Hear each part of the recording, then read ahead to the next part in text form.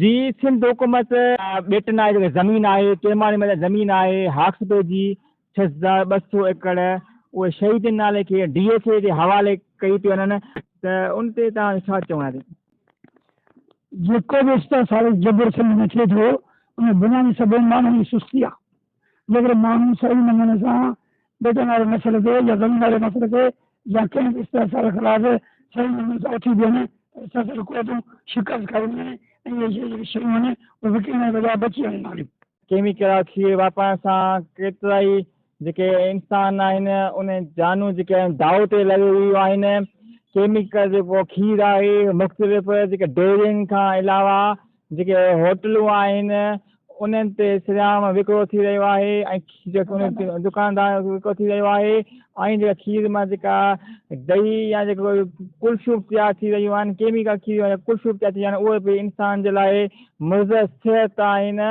जीअं हींअर असां सां गॾु मौजूदु आहे सिंध जो नाले वारो सियासतदान चोटी जो सियासतदान ऐं जोशीलो कामरेड जी तव्हांखे ॿुधाइणु हलां त शलवा जेका तनज़ीम आहे हुनजो चेयरमैन ऐं जोशीलो कामरेड सां मौजूदु आहे ऐं वधंदड़ केमिकल खीर वापरण सां इंसान जी ज़िंदगियूं दाव ते लॻी वियूं आहिनि। उनजी रोकथाम लाइ तव्हांजो पंहिंजो कहिड़ो किरदारु अदा कयो पिया ऐं तव्हां कहिड़ो मैसेज ॾियणु चाहियो था?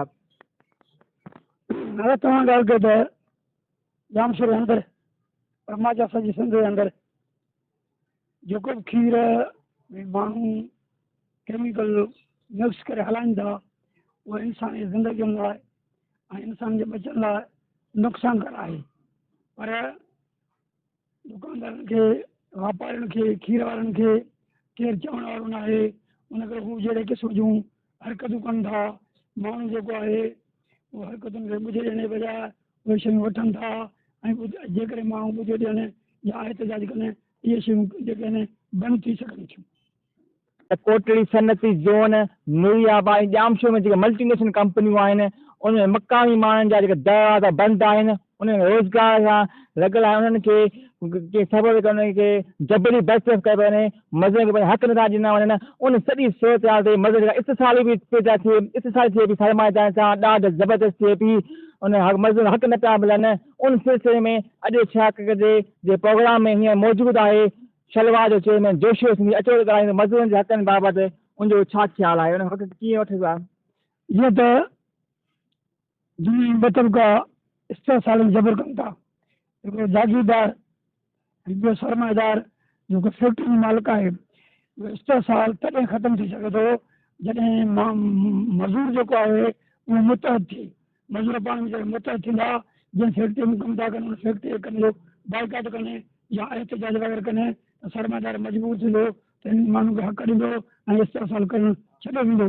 पर जेकॾहिं माण्हू पंहिंजे हक़ लाइ मुतहद न थींदा त इहो सरमाएदार इस्तेसाल जारी रखंदो छो त उनखे उन सां फ़ाइदो थिए थो। सबब जेको इंसान कीमती ज़िंदगियूं आहिनि उहे दाव ते लॻी विया आहिनि। केतिरा इंसाननि खे वॾे मुज़ी ऐं ख़तरनाक बीमारियूं वकोड़जी विया आहिनि। कैंसर खां अलावा जिगर जूं ऐं गुर्दनि में मुब्तला थी विया आहिनि।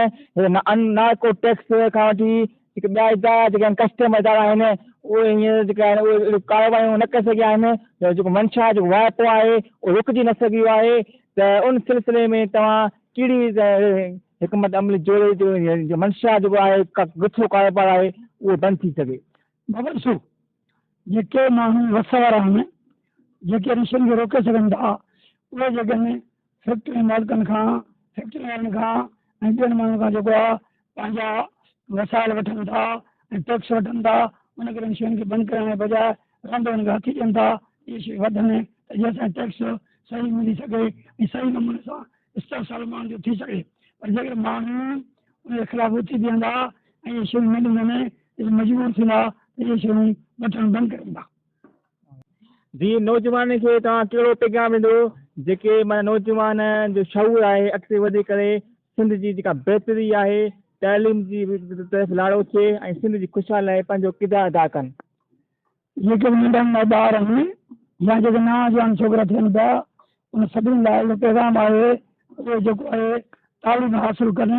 जॾहिं तालीम हासिलु कंदा उनखे रोशनी ईंदी उनखे रोशनी हवण सां उहे पंहिंजा हक़ बि वठी सघंदा। पर जेकर तालीम हासिलु न कंदा त उनखे पंहिंजे हक़नि जी ॿ टे ख़बर न पवंदी उनखे उन्हनि जो इस्तेसाल थींदो रहंदो। उन करे उन्हनि खां गुज़ारिश आहे त उहे तालीम हासिल करे ऐं पंहिंजा हक़ वठनि।